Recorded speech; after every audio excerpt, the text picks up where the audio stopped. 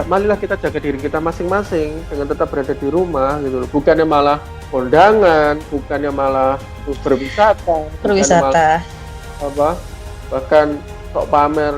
Sudahlah, kita itu hanya takut sama Tuhan saja, nggak usah takut sama virus. Ya, tapi nggak apa-apa. Masalahnya kalau kamu nggak mempedulikan dirimu, kamu membahayakan orang lain. Somehow Indonesia tidak menjalani rute seperti yang dijalani Italia. Itu yang saya harapkan. Karena kalau harus menjalani rute yang sama, saya tidak bisa membayangkan betapa devastatingnya yang akan terjadi di Indonesia. Seperti itu.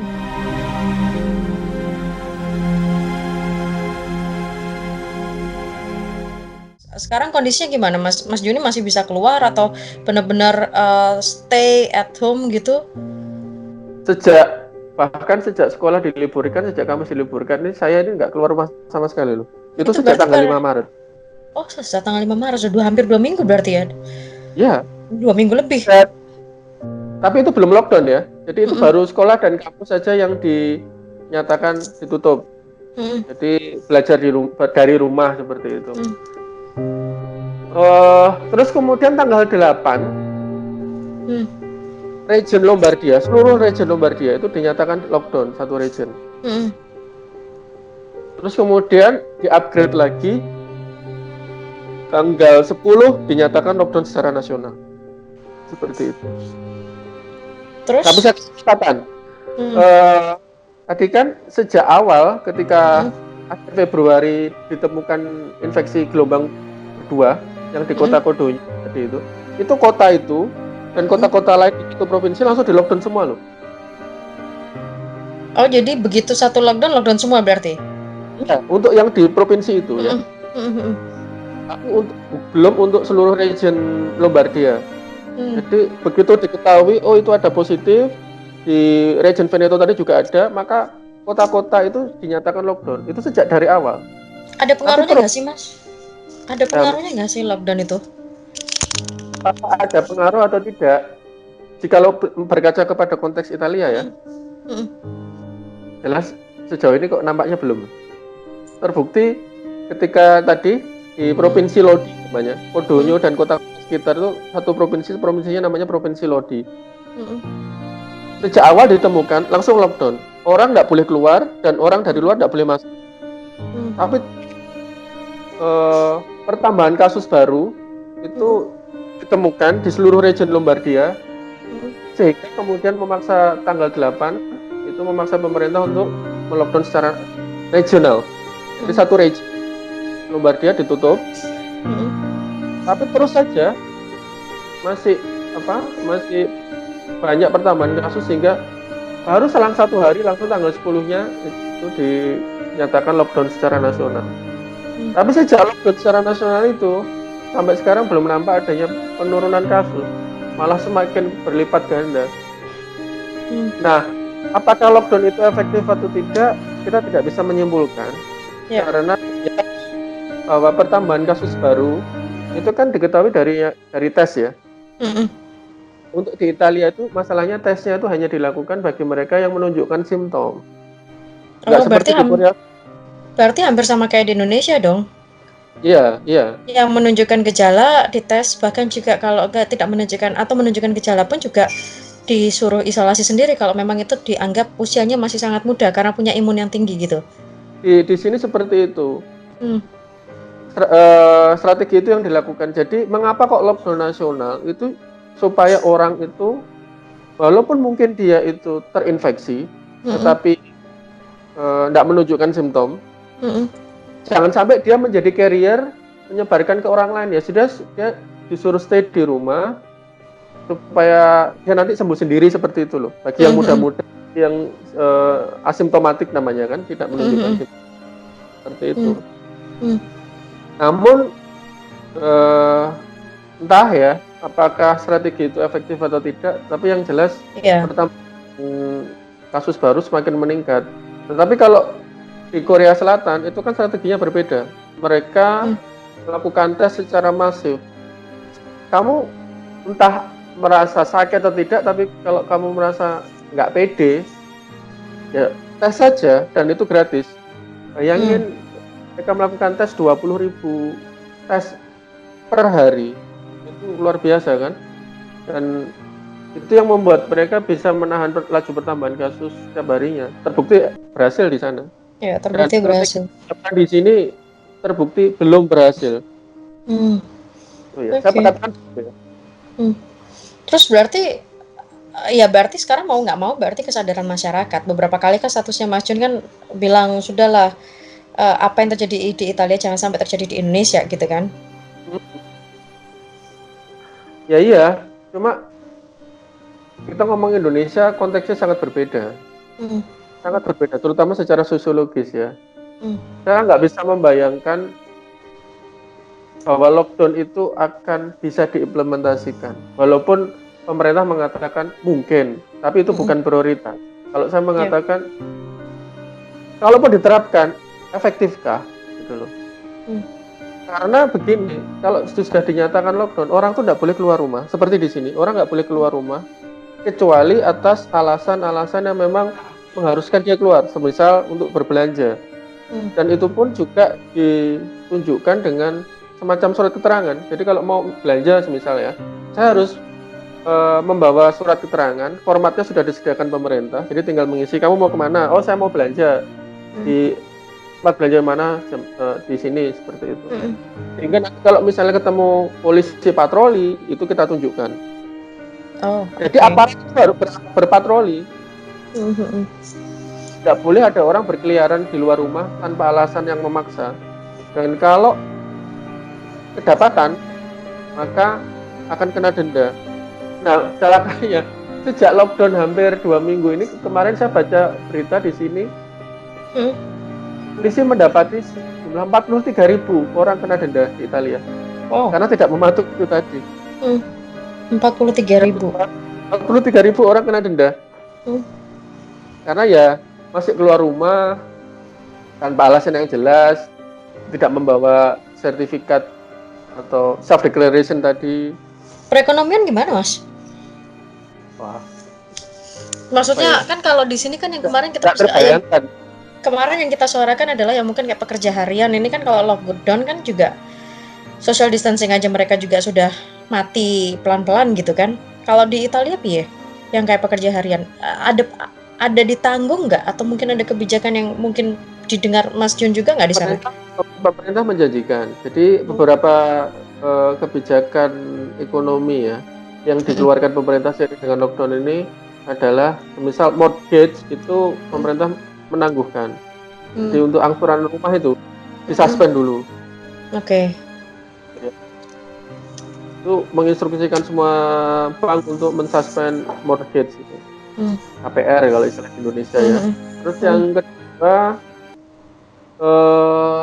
ya tentu saja pekerja-pekerja kan akhirnya dia tidak kerja tetapi masih digaji seperti itu. Nah, sebagai gantinya pemerintah menjanjikan stimulus ekonomi bagi perusahaan-perusahaan yang ada. Entah detailnya bagaimana saya tidak tahu, tapi yang jelas digaranti oleh pemerintah perusahaan-perusahaan itu. Nah, masalahnya kan mayoritas pekerja di sini mungkin 90% ya pekerja sektor formal. Kerja di perusahaan, kerja di kantor, kan tidak ada yang namanya PKL, nggak ada yang namanya tukang beca, nggak ada yang namanya ojek online dan lain sebagainya, kan begitu. Bedanya itu ya dengan di Indonesia ya. Nah, jadi kalau di sini orang disuruh stay di rumah memungkinkan. Tapi kalau di Indonesia kan tidak. Berapa persen pekerja kita itu pekerja formal?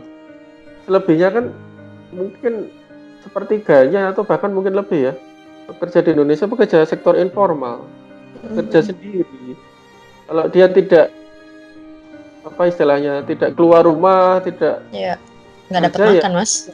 Kan begitu. Nah, itu yang saya berpikir bahwa it's nearly impossible to see Indonesia implementing lockdown seperti di sini dan di beberapa negara lain seluruh Eropa ya, kayaknya sudah mulai meniru Italia seperti itu. Berarti ya tergantung kesadaran masyarakat tuh social distancing sendiri berarti ya kalau di Indonesia ya. Saya melihatnya sih social distancing itu sudah merupakan hal maksimal yang bisa kita lakukan. Ya kita menyuruhkan itu. Jadi kalau yang memang harus, makanya di status saya, catatan saya yang terakhir di Facebook itu kan saya katakan Hmm. stay di rumah. Kecuali kalau memang kita harus berjihad dalam tanda kutip, artinya harus mencari nafkah, mengharuskan kita pergi keluar rumah, ya nggak apa-apa. Tapi bagi yang tidak, ya marilah kita jaga diri kita masing-masing dengan tetap berada di rumah gitu loh. Bukannya malah kondangan, bukannya malah apa berwisata, bukannya malah bahkan kok pamer. Sudahlah, kita itu hanya takut sama Tuhan saja, nggak usah takut sama virus. Tapi nggak apa-apa. Masalahnya kalau kamu nggak mempedulikan dirimu, kamu membahayakan orang lain, kan begitu. Itu persoalan. Kalau misalnya dia sakit-sakit sendiri gitu nggak masalah. Mungkin dia bahkan nggak sakit karena daya tahan tubuhnya bagus ya. Tapi dia hari terus kemudian menulari orang lain secara berantai hingga kemudian mengenai orang-orang yang rentan, orang-orang yang usia manula, yang punya penyakit bawaan. Nah, celakanya kan di Indonesia kan banyak itu juga yang menderita hipertensi, menderita jantung, menderita diabetes, banyak sekali juga. Itu mengerikannya seperti itu. Di samping juga fasilitas kesehatan ya. Saya dengar ada 3 dokter ya yang meninggal di Indonesia. Ya, tadi siang infonya seperti itu, cuma sepertinya juga masih ada beberapa yang kita dokter-dokter APD-nya juga jas hujan, Mas. Nah, ya itu loh. Itu kan yang kita harus mengelus dada ya. APD kita jas hujan dong. Jas hujan yang mungkin harga ribuan gitu kan, hampir sama kayak kalau kita naik motor hujanan itu. Itu apa cukup efektif untuk menghalau virus ini kan sebuah makhluk yang kecil sekali gitu loh. Ada standarnya kan, misalnya masker itu kan juga ada standarnya. Nggak bisa orang asal bikin masker lalu dijual gitu kan enggak. Ini namanya sarana prasarana medis itu kan harus ada standarnya, harus dites dan lain-lain. Nah, itu kan hal basic sesungguhnya. Celakanya fasilitas kesehatan kita di Indonesia itu kurang siap. Itu jelas menunjukkan kalau APD-nya nggak cukup sehingga sampai ada dokter terpapar infeksi sampai meninggal. Itu kan we are so unprepared for the basic one. Apalagi untuk tes juga banyak kasus kan sudah meninggal duluan belakangan. Nah, coba dibayangin itu orang sampai meninggal itu sudah berinteraksi dengan berapa banyak orang. Lalu orang yang berinteraksi dengan dia tuh berinteraksi ke siapa lagi coba? Baru ketahuan belakangan setelah meninggal, oh dia positif COVID. Nah, penyebarannya kan sudah uncontrolled. Itu loh yang saya khawatirkan jadi di Indonesia itu seperti itu. Jadi ya, we as a nation is not ready at all to encounter the outbreak. Untuk Italia dan negara-negara Eropa yang bisa dibilang ya quite develop ya, apalagi dalam hal kesehatan. Nggak seperti Amerika, nggak seperti UK yang memang mengkomersilkan sarana kesehatan. Itu untuk kondisi normal excellent. Ini aja sampai seperti ini, seperti itu.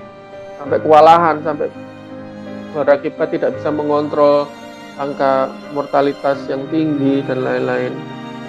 Nah, Indonesia apa yang bisa dilakukan? Walaupun saya juga yakin pemerintah berusaha keras, tetap istilahnya itu, ibarat pemerintah itu mau membalap, kita punyanya hanya mobil keluaran tahun 80-an, tidak membalap mobil F1 itu sudah susah gitu loh.